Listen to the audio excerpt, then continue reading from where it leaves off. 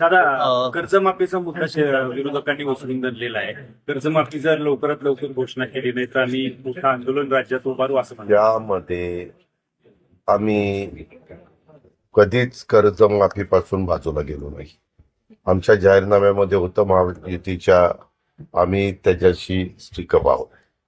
फक्त आम्ही एक कमिटी केलेली आहे, कारण उद्याच्याला साधारण एखादा निर्णय घ्यायचा म्हटलं तर त्याची अंमलबजावणी करत असताना आर्थिक पण सगळ्या बाबी तपासाव्या लागतात. मग तुम्ही म्हणाल मग निवडणुकीच्या आधी तुम्ही तपासत नव्हत्या का? निवडणुकीच्या काळामध्ये पत्रकार मित्रांनो, अनेक राजकीय पक्ष वेगवेगळ्या पद्धतीनं घोषणा करतात. आम्ही शेतकऱ्यांच्या बाजूचेच आहोत.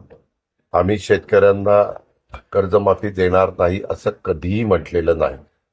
योग्य वेळ आल्यानंतर आमची ती कमिटी आहे, ती कमिटी त्याच्याबद्दलची माहिती त्या बाबतीमध्ये देईल आणि साधारण आमचा बाकीचा पण जबाबदारी आहे, राज्य चालवण्याची जबाबदारी आहे.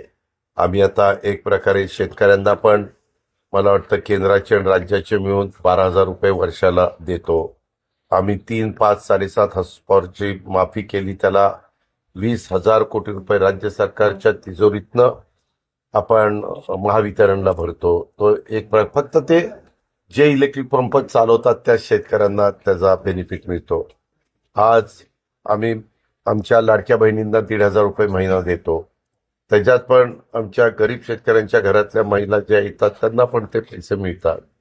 असे वेगवेगळ्या आम्ही घरकुलाच्या योजना देतो. वेगवेगळ्या शेतकऱ्यांचं एकंदरीत सावकाराच्या दारात त्याला जायला लागू नये म्हणून 0% व्याजाने आम्ही त्यांना पीक कर्ज देतो 3 लाखापर्यंत. सातारा जिल्हा बँक देते, कोल्हापूर देते, सांगली देते, पुणे देते.